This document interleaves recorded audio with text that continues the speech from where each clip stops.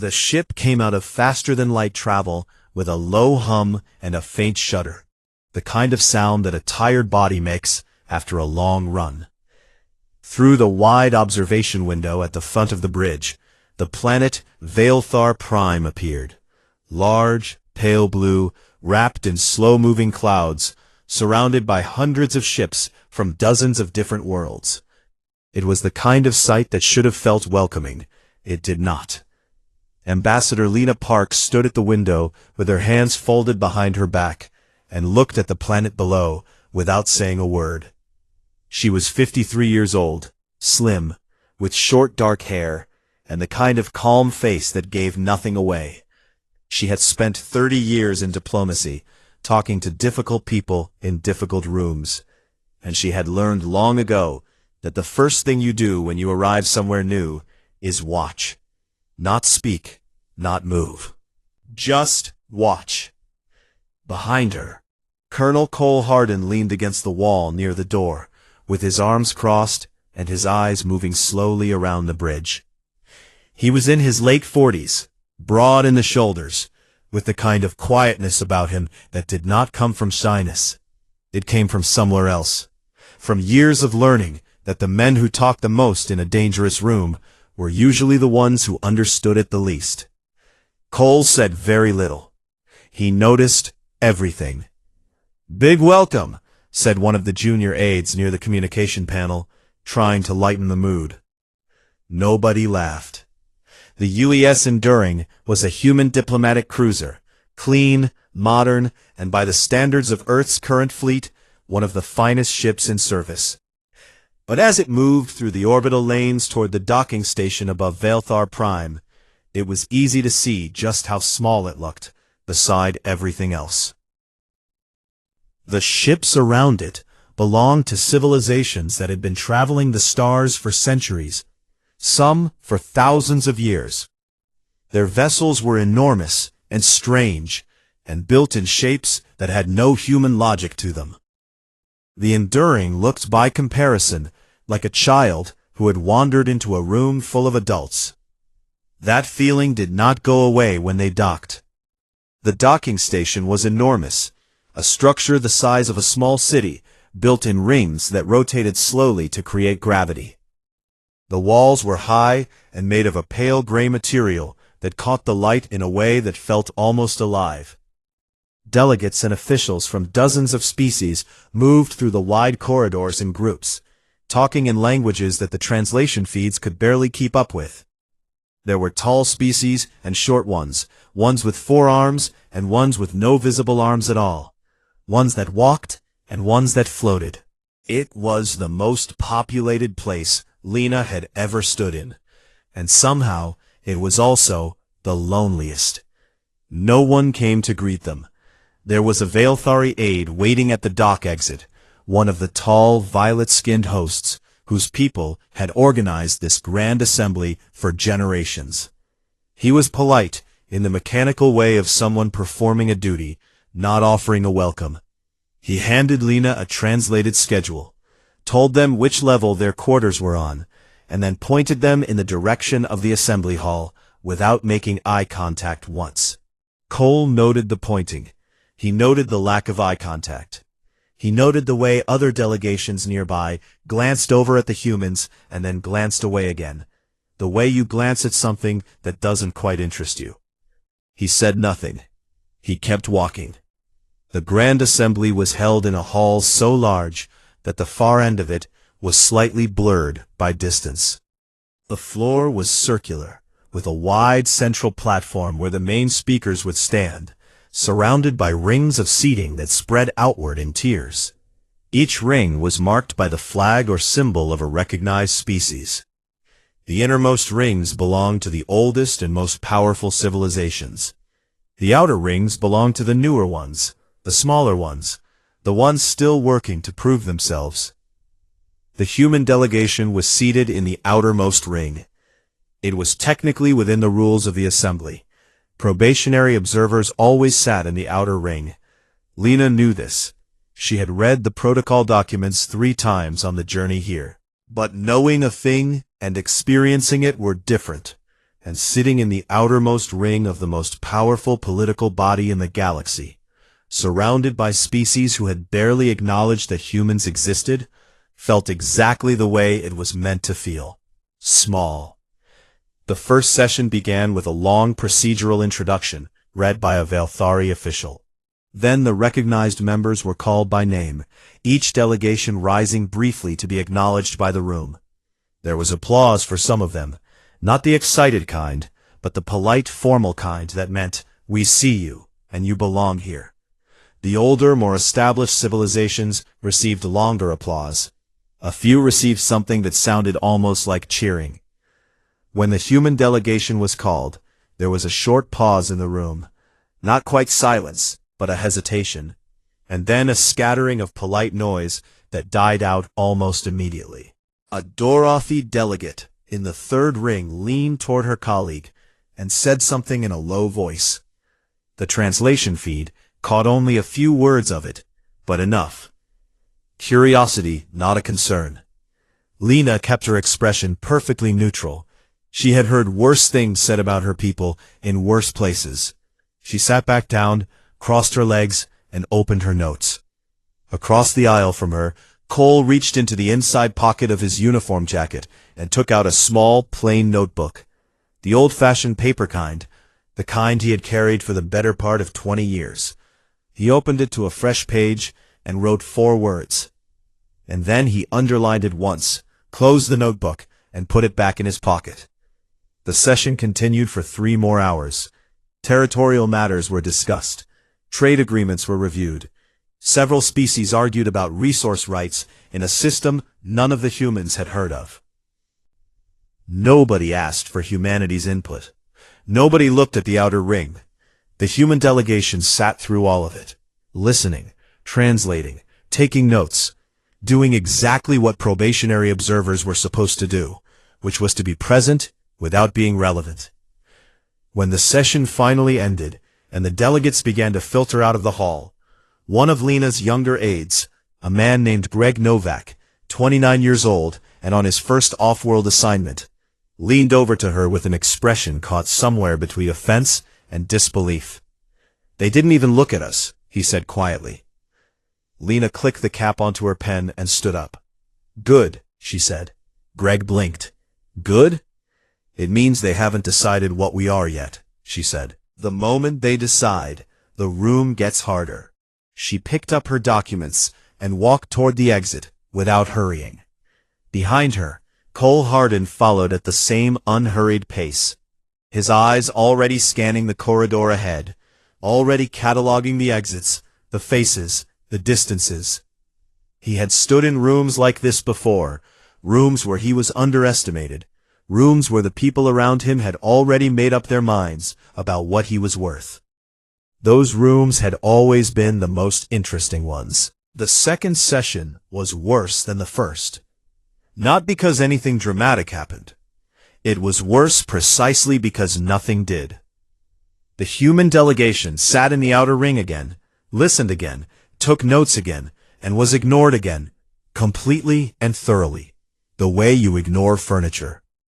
A long debate about Dorothi shipping lanes took up most of the morning. A trade dispute between 2 mid-ring species ate up the afternoon. At one point, a Velthari procedural officer walked the full length of the outer ring, distributing updated schedule documents, and skipped the human seats entirely, not out of malice, but simply because he had not thought to count them. Greg Novak picked up a copy from the empty seat beside him and passed it down the row without saying anything. Cole watched the officer walk away. He watched the way the man moved, not rushed, not rude, just absent. That was the part that stayed with Cole. Not the hostility. It was one thing to be disliked. It was another thing entirely to not register at all. He wrote 1 word in his notebook that afternoon. Invisible. He underlined it twice. By the third session, everything changed. It began the same way. The hall filled slowly, delegates drifting to their seats in the unhurried way of people who had done this many times before. The Velthari official opened the proceedings. The agenda was read. And then, without any particular warning, the mood in the room shifted, tightened, the way the air tightens before a storm. Queen Saravan of the Dorothi Empire had decided to be present in person. She had not attended the first 2 sessions. Senior Dorothi officials had represented the Empire in her place, which was normal. The Queen attended the assembly when she felt the matters being discussed were worth her time. Apparently, today she had decided they were. She entered through the main floor entrance, with 12 members of her personal guard forming a loose arc around her, each of them taller than any human in the room. The Queen herself moved slowly, and with complete ease, the way a person moves when they have never once had to wonder whether a room would make space for them. It always did. She was tall, even by Dorothi standards. Her skin was a deep gray-black, and she wore ceremonial armor in black and gold that covered her from the neck down, fitted so precisely it looked like a second skin. She had 4 arms, the upper 2 longer and heavier, the lower 2 built for finer movement, and all 4 were currently folded across her chest in a way that managed to look both casual and like a closed door. Her eyes were copper-colored, metallic, and they moved across the room the way searchlights move across water, slowly, completely, missing nothing. She took her seat in the innermost ring, and the assembly began. For the first hour, she did not speak. She listened, she watched. She let her officials handle the early items on the agenda, while she sat with those copper eyes moving from face to face, species to species, ring to ring. Lena noticed her looking at the outer ring once, just a brief glance, and then moving on, the way you glance at the corner of a room and then forget about it. Then the Keth collective issue came to the floor. The Keth were a small species, gray-skinned, compact, with large dark eyes that gave them a permanently worried expression that turned out, as far as anyone could tell, to simply be how their faces looked. They had been in a territorial dispute with the Dorothi Empire for 6 years over a cluster of systems along their shared border. It was not a new issue. It had been raised at the last assembly and deferred. It was being raised again now, this time with a little more urgency, because the Dorothi had spent the past 2 years quietly moving military outposts into 3 of the 5 contested systems, and were currently in the process of moving into a 4th. The lead Keth representative, a small man whose translated name came through simply as Delegate Oren, stood and made his case. He was calm and precise, and he laid out the facts clearly. The Dorothi were in violation of the boundary agreements signed at the previous assembly. The Keth were requesting that the sovereignty formally recognize this and require the Dorothi to withdraw. It was a reasonable argument. Everyone in the room knew it was a reasonable argument. Then she began to speak. She did not address Delegate Oren directly. She addressed the assembly as a whole, in the smooth, unhurried tone of someone who has never needed to raise their voice to be heard. She spoke about the nature of territorial agreements, and how they must be understood in the context of long-term galactic stability. She spoke about how the Keth Collective had failed to develop the infrastructure of the contested systems over the past 3 centuries, which in her view constituted a kind of abandonment. She spoke about how the Dorothi presence in those systems was not occupation, but investment.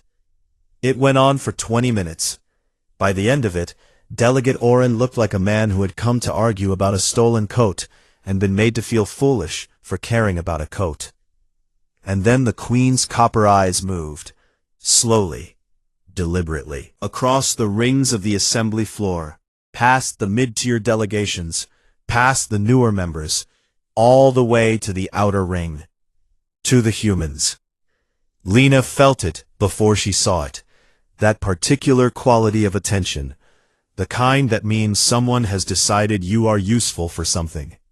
This assembly, Queen Saravan said, still addressing the room at large, speaks often of rights and agreements and the rules by which civilizations must conduct themselves. These are important things, but they are things that must be earned. A place in this hall is not a gift. It is a recognition, a recognition that a species has survived long enough, struggled hard enough, and proven itself capable of contributing to the order of this galaxy. She paused. The pause was not accidental. I look at this floor, she continued, and I see great civilizations. Old ones. Civilizations that have fought for their place and paid for it in full. And then, I see the outer ring. A room was very quiet now. Humanity, the Queen said, and the word came through the translation feed with no particular heat in it, which somehow made it worse, is a young species. Very young.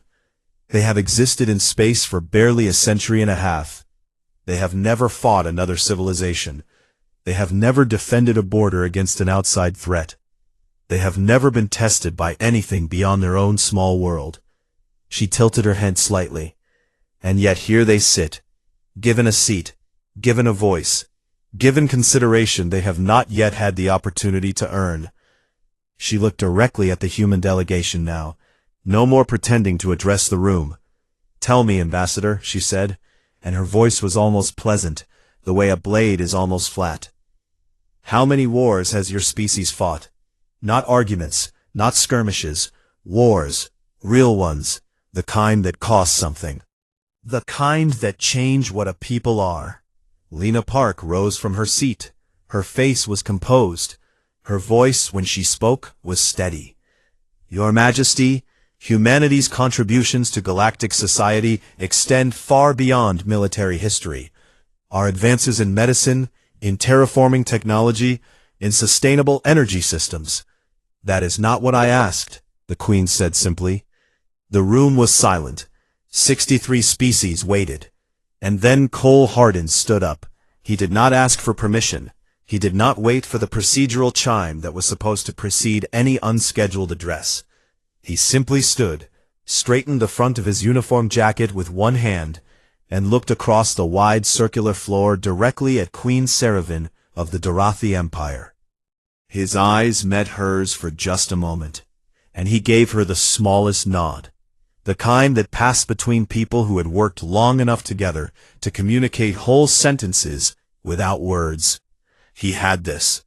Colonel Cole Hardin, he said, his voice coming through the open floor feed calm and clear and without any particular rush. United Earth Armed Forces, Ambassador Park's military attaché. Queen Saravan looked at him the way a mountain looks at weather. You are a soldier, she said. This floor belongs to diplomats. You asked a military question, Cole replied. I am the military answer. The silence that followed was the kind that has weight to it. Somewhere in the mid-ring, a delegate leaned forward in their seat. Procedural officers looked at each other. The Dorothi officials in the third ring went very still, in the specific way that people go still when they are not sure whether to be offended or interested, and have not yet decided. Queen Saravan studied Cole Hardin for a long moment. Her copper eyes did not blink. Her forearms remained folded. And then, very slowly, something shifted at the corner of her expression. Not a smile, not warmth, but the faint opening of a door that had been completely shut a moment before. Very well, soldier, she said. Answer the question. How many wars has your species fought? Cole Hardin did not look down at his datapad. He did not glance at his notes. He did not hesitate for even half a second. 99, he said. 2 words. No drama, no performance. Delivered the same way a man reports the weather. As simple fact, as something that simply is. The silence that came after those 2 words was different from every silence that had come before it in that hall. It was the silence of 63 species doing the same calculation at the same time and arriving at the same place, a place none of them had expected to be. Nobody moved. That was the first thing anyone would remember about that moment later. Not the word itself, not the number, but the stillness. The entire Grand Assembly Hall, all its hundreds of delegates and officials and aides and procedural officers, simply stopped. Mid-breath, mid-thought. like a recording that someone had pressed pause on. 99. Queen Saravan did not react right away. She sat exactly as she had been sitting, her forearms folded, her copper eyes fixed on Cole Hardin across the wide floor. But something had changed in her face, very slightly, in the way that stone changes when a crack runs through it. Still solid, still composed, but different from what it had been a moment before. 99, she said again. Not a question exactly, more like a person repeating a word in a foreign language to make sure they had heard it correctly. 99 formal, declared wars. His voice was the same as it had been from the start, level, unhurried, no louder than it needed to be. Fought entirely within a single star system, on a single planet, against no outside enemy, against ourselves. The murmur that moves through the room was low and brief, the way a wave is low and brief just before a larger one follows it. Cole did not wait for the murmur to settle. He kept going. That number does not include civil conflicts that fell below the threshold of a formal declaration, he said. If you count those, the number goes up by several hundred. It also does not include colonial suppressions, proxy wars, or the smaller campaigns that lasted only a few years and killed only a few 100,000 people. Conflicts that most civilizations in this room would probably classify as significant events, but that our historians have largely filed under background noise. Somewhere in the second ring, a delegate from a species called the Verath, long-limbed, pale, known in the assembly for their composure, leaned slowly to the side and said something very quietly to the colleague beside them. The colleague did not respond. They were staring at Cole. Cole reached into his jacket pocket and took out the small paper notebook he always carried. He did not read from it. He knew what he was going to say, but he held it open in one hand the way a person holds something familiar when they are about to say something unfamiliar. I will name some of them, he said, and he did. He did not name all 99. He named enough. He spoke about the wars that had swallowed entire generations of young men and sent them into fields and trenches to die for lines on maps. He spoke about the wars that had been fought with swords, and the wars that had been fought with weapons that could level a city in a single moment. He spoke about the wars that started over religion, and the wars that started over trade routes, and the wars that started over the words of a single speech given by a single man on a single afternoon that nobody had expected to matter. He spoke about the wars that humanity had lost, not glossing over them, not excusing them, just naming them plainly, the defeats as clearly as the victories. He spoke about the war in the middle of the 20th century that had pulled in nearly every nation on the planet and killed somewhere between 70 and 85 million people in 6 years. He said the number plainly, without flinching, the way a doctor says a hard diagnosis out loud, because saying it plainly is the only honest thing to do. He spoke about the weapons that came after that war, the ones built on the energy of splitting atoms, the ones that, if used in large enough numbers, would have ended most complex life on the planet. He explained briefly and clearly that humanity had built thousands of these weapons, pointed them at each other, and then spent the better part of a century in a state of armed readiness in which both sides understood that if anyone fired first, everyone would die. He explained that this had been considered at the time a reasonable approach to keeping the peace. The hall was completely silent now. Not the polite silence of people waiting for a speaker to finish. The deep, concentrated silence of people trying to process something that does not fit into any category they already have. Cole turned a page in his notebook, though he still did not read from it. The last major conflict, he said, happened in the late 21st century. We call it the resource collapse conflicts. It was not one war. It was many wars happening at the same time across multiple continents, all of them connected by the same cause. The planet was running out of the things people needed to survive. Clean water, arable land, stable climate, energy.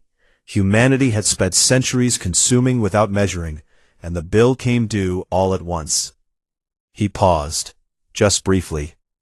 Those conflicts came very close to ending us, he said. Not close in a dramatic way. Close in a quiet, grinding way. The kind where you do not realize how near the edge you are until you are already looking down. We lost somewhere between 400 and 600 million people across those years, depending on which accounting you use, and whether you count the deaths that came from famine and disease that the wars created, not just the fighting itself. A delegate in the fourth ring made a sound, not a word, just a sound, the kind that escapes a person when something lands harder than expected. No one looked at them. We stopped, Cole said, not because we wanted to, and not because anyone won. We stopped because a group of people, governments, scientists, engineers, and a significant number of ordinary people who were simply exhausted, sat down together and agreed that if we did not stop, there would be nothing left to fight over. The first unified Earth government came out of that agreement. It is still imperfect, but it held. He closed the notebook. You ask how many wars humanity has fought, he said. And now he looked directly at Queen Seraphine, not with challenge, not with anger, but with the steady directness of someone delivering a report.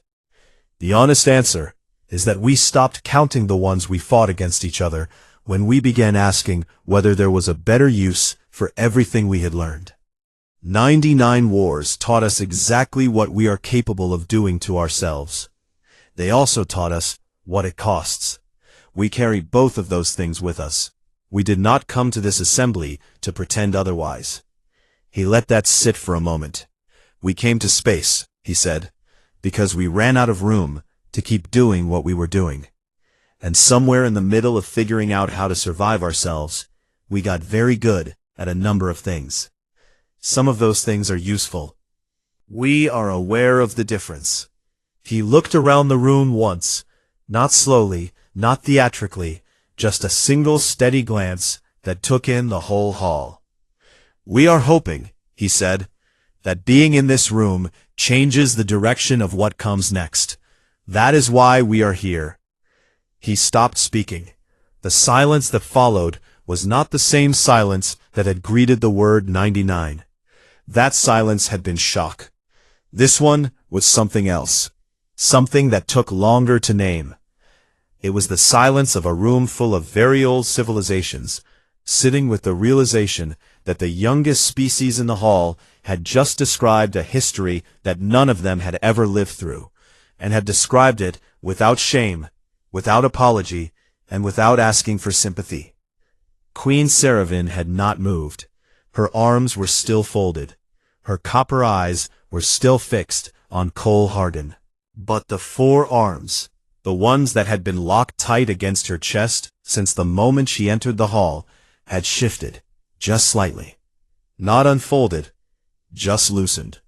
The way a held breath is not quite a released breath, but is no longer quite a held one either. She stared at him for a long moment. You are not afraid of this room, she said. It was not a question. It was an observation, made in the tone of someone who had just noticed something unexpected. Cole looked back at her without blinking. I have stood in worse rooms, Your Majesty, he said simply. Rooms with bullets in them. The session ended 40 minutes later. No one pushed for more agenda items. No one asked to extend the discussion. The Vialthari procedural officer who ran the timing of the sessions looked at his panel, looked at the room, and called the adjournment 3 items early without explanation. Nobody argued. The hall emptied the way a room empties after something unexpected has happened. Quickly, quietly, with people keeping their thoughts close to their chests and their conversations low. The human delegation walked back to their quarters in the visitor complex, without talking much. Greg Novak, the young aide who had been offended by being ignored 2 days ago, was now very quiet in a completely different way. He walked, with his eyes slightly unfocused, the look of a person turning something over and over in their mind, and not quite finding a place to set it down. The quarters were simple: 4 connected rooms with plain furniture, and windows that looked out onto one of the station's interior courtyards, where a thin artificial light cycled slowly through the colors of an alien afternoon. Lena sat down at the small table near the window and did not immediately reach for her documents. She just sat. Cole stood near the door for a moment, then walked to the small kitchen unit, found 2 cups, and made coffee from the supply they had brought from the ship, because no one had thought to ask what humans drank, and no one on the station had thought to find out. He set a cup in front of Lena and sat down across from her. Then she looked at him. "You went off script," she said. "You were going to list our terraforming projects," Cole replied. A short silence passed between them.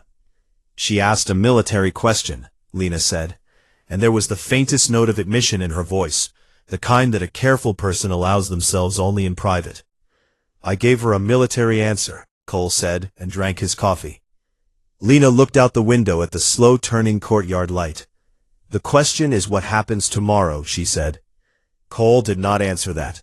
He did not know the answer, and he had learned a long time ago that pretending to know an answer you don't have was a good way to be wrong in a room where being wrong had a cost.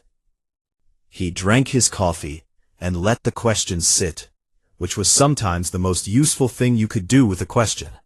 What neither of them knew was what was happening on the other side of the station at that exact moment.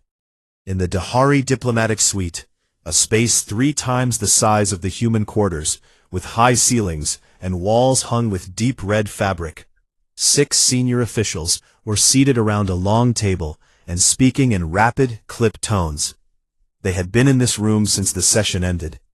A senior intelligence officer named Drav, a compact man with the flat, careful eyes of someone whose job was to notice things other people missed, had already submitted an urgent request to the Dahari Imperial Intelligence Bureau back home. The request was simple. It said, "Pull everything you have on human military history. All of it. Send it tonight." He had not told anyone in the room what he expected to find, but the number 99 was sitting in the back of his mind like a splinter, and Drav had learned over a long career that splinters did not go away on their own. The data started arriving within 2 hours. It came in pieces at first: summaries, index files, the thin public records that humanity had submitted with their membership application to the sovereignty. Those records had been reviewed when the application came in 3 years ago, and had been assessed as unremarkable. A young species, limited space travel, no contact with outside civilizations, no notable military engagements beyond their homeworld. The assessment had been filed and largely forgotten. Drav read through the original assessment first. Then he started reading the actual records. By the 3rd hour, he had stopped eating the meal that had been brought to his desk. By the 4th hour, he had called 2 of his analysts into the room and told them to read alongside him and tell him if he was understanding what he was reading correctly. They read. They told him he was understanding it correctly. He sent them out and sat alone with the files for a while. The scale of it was the first thing that was hard to absorb. Human warfare was not a series of occasional conflicts spread across their history, the way most civilizations experienced it. It was constant. It was layered.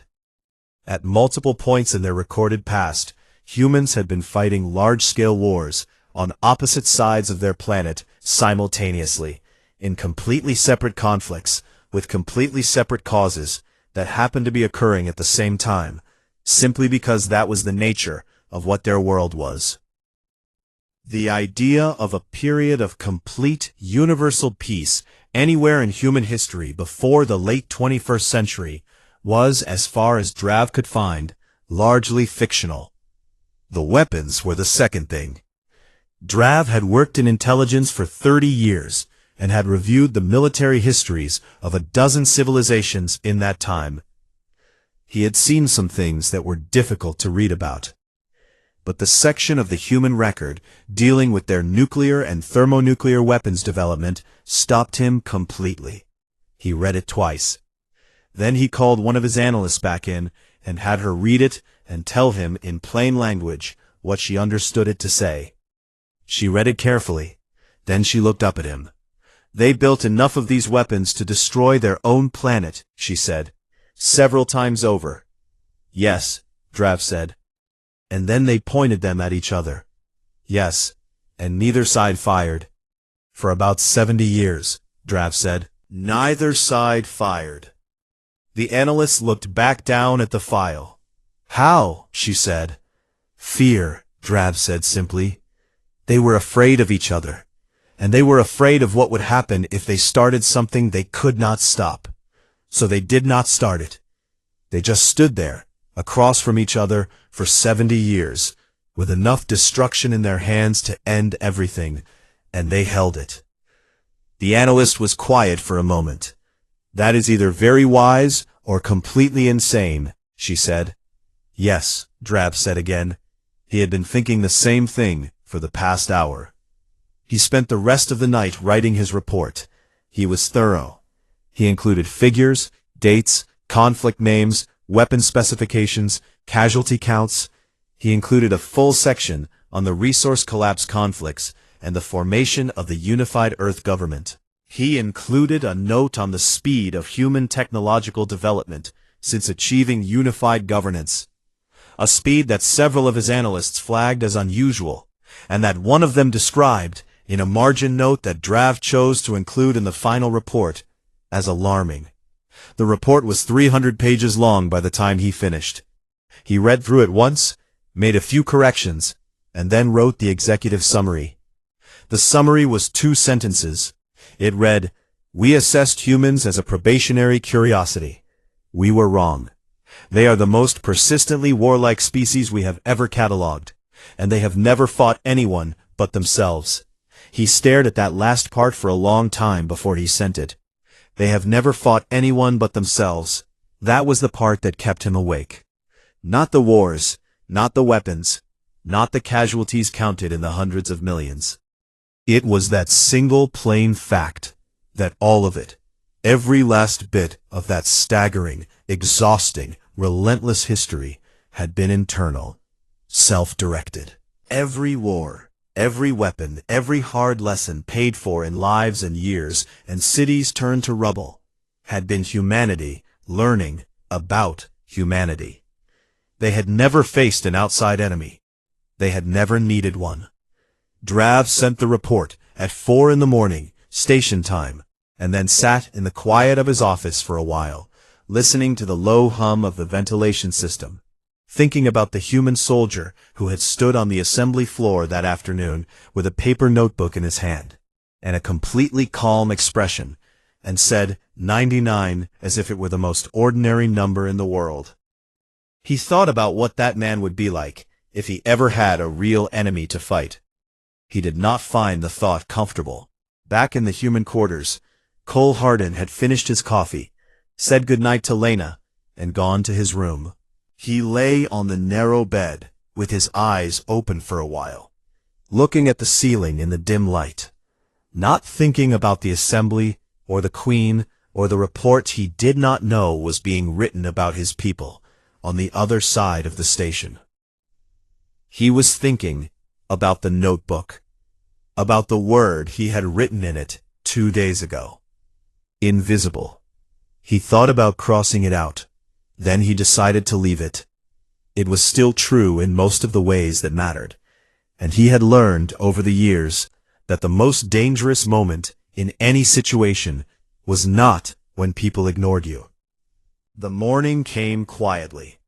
The station's lighting system shifted slowly from the deep blue of its artificial night cycle into the pale gold of its morning cycle, and the corridors of the visitor complex began to fill with the soft sounds of a building waking up. Doors, footsteps, the distant hum of service units making their rounds. It was, in most ways, an ordinary morning on an alien station, except that it was not ordinary at all. Lena Park noticed it the moment she stepped out of the human quarters and into the main corridor. The Veilthari aide, who had been assigned to escort the human delegation to each session, was already waiting outside the door. That part was normal. And he was standing straight, with both hands at his sides, instead of the usual slightly turned-away posture he used when waiting for them. The posture of the person waiting for something they consider a minor task. He met her eyes when she came out. He had not done that once in 3 days. "Ambassador Park," he said, and gave a short, formal bow of the head, the kind reserved, she would later learn, for delegations of recognized standing. Lena returned the nod with the same composure she brought to everything. "Good morning," she said. Cole came out behind her a moment later, dressed and ready, his notebook already in his jacket pocket. He looked at the aide, looked at the posture, looked at the early arrival, and said nothing. But Lena caught the small shift in his expression, the barely there narrowing of the eyes, that meant he had noticed the same things she had, and filed them away. They walked to the assembly hall together, and the difference in the corridor was subtle, but real. Other delegations they passed did not look away as quickly as they had before. A pair of Vorath officials, the long-limbed pale species from the second ring, slowed their pace slightly as the humans passed, and one of them gave a small nod in Cole's direction. Not a greeting exactly, more like an acknowledgement, the kind you give to something you have decided deserves one. Greg Novak, walking just behind Lena, leaned close to her and said quietly, "Is it just me, or is something different?" "It is not just you," Lena said, without breaking stride. The assembly hall was already more than half full when they arrived. The human delegation moved to their seats in the outer ring. Same as always. The seats had not changed. The ring had not changed. But the quality of attention in the room had changed, and Lena felt it the way you feel a shift in temperature, not dramatically, but undeniably. People were watching, not obviously, not rudely, but watching the way experienced politicians watch things they find significant, while pretending to look at something else entirely. Queen Seravan entered the hall at the same time as the previous session, with the same 12 guards, the same unhurried walk, the same bearing that made the entire room adjust itself around her without her having to ask. She took her seat in the innermost ring. Her copper eyes moved across the floor in their usual slow sweep. They paused, very briefly, on the outer ring, on Cole Hardin. Then they moved on. The session opened.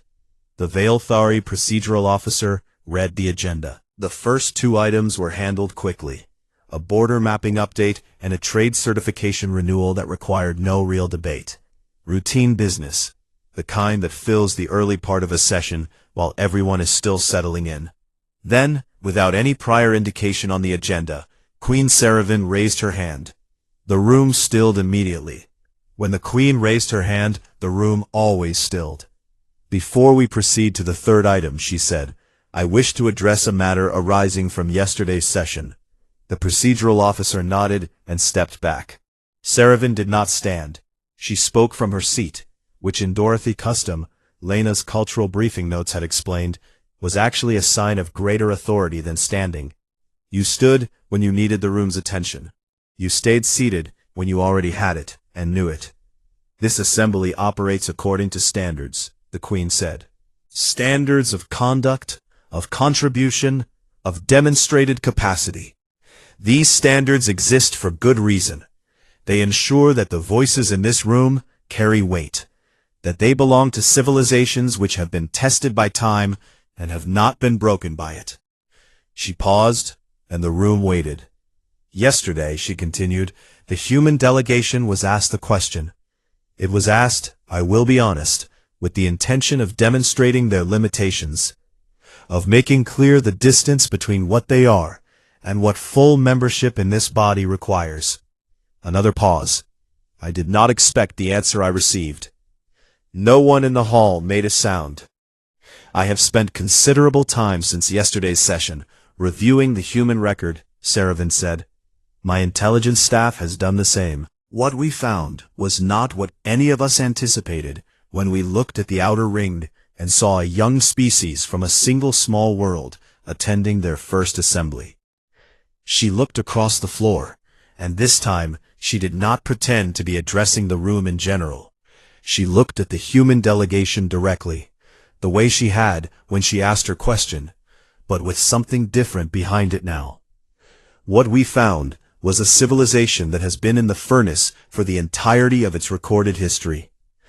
A civilization that has broken itself and rebuilt itself more times than most species in this room have changed governments. A civilization that looked at its own capacity for destruction clearly enough to be afraid of it, and then used that fear to build something that has, so far, held together. She let that sit. "That is not the record of a curiosity," she said. The room exhaled, collectively, like a long breath finally released. "I am placing before this assembly," the Queen said, "a motion to grant humanity provisional full membership in the galactic sovereignty, subject to a 5-year review. I am placing it personally, under my name, as a member of the presiding body. I expect it to pass." She said that last sentence the way she said most things. Not as a threat, not as a demand, but as a simple statement of what was going to happen, delivered by someone who had been right about what was going to happen for a very long time. Not with perfect unanimity. 3 species abstained, and the Keth collective voted against on principle, which no one took personally, because the Keth were still angry about their mourning, and had not finished processing the afternoon yet. But it passed clearly, with enough votes that there was no room for dispute. When the result was announced, the hall produced a sound, real applause this time, from the inner and middle rings, sustained and genuine. Not the polite scatter of noise that had greeted the humans 3 days ago. Something warmer than that. Something that meant, "We see you." And it was different from the last time those words had been in the room. Greg Novak, seated at the end of the human row, pressed his lips together very hard, and stared at the ceiling for a moment. Nobody commented on it. Lena Park sat with her hands folded in her lap, and her expression exactly as composed as it always was. And only Cole, who was sitting beside her, noticed that she had exhaled very slowly through her nose, in the way a person does when something they have worked toward for a long time finally arrives. After the session closed and the hall began to empty, it happened. Cole was walking toward the corridor exit, a step behind Lena, when Queen Saravin's retinue passed nearby on their way to the private exit reserved for senior delegates. The 12 guards moved through the crowd with practiced efficiency, creating a clear path. The Queen moved through it unhurried, the way she always moved. And then she slowed. Not stopped, slowed, just enough, just for a moment, beside Cole Hardin. She was taller than him, by nearly a full head. And she looked at him the way someone looks at a thing they are in the process of reassessing, carefully, without rushing the conclusion. 99 wars, she said, quietly, not for the room, just for him. Yes, Your Majesty, Cole said. And you stopped. We had to, Cole said. We ran out of planet. Something moved across her face then. Not a smile. There was no exact human name for what it was. It was the expression of a person who has heard something that lands somewhere real, somewhere beneath the level of politics and procedure, in the place where one old soldier recognizes something true in what another one has said. Every great civilization has a furnace in its past, she said. Most species are ashamed of theirs. We are, Cole said honestly. We carry it anyway. We think it is better to know what you are capable of than to pretend you are not capable of it. Saravin studied him for one more long moment. Then she moved on without another word, her retinue closing around her, and she did not look back. The Velthari cultural liaison found Lena 2 minutes later and explained in a low, slightly awed voice that Queen Saravin of the Dorothai Empire had not stopped to speak privately with any delegate from any species, at any assembly in the past 40 years. Lena listened to this information, and then thanked the liaison with the same calm expression she had worn for 4 days. She waited until the liaison was out of earshot. Then she turned to Cole and said, very quietly, 5-year review. Cole picked up his bag from the seat where he had left it. We have survived longer odds, he said.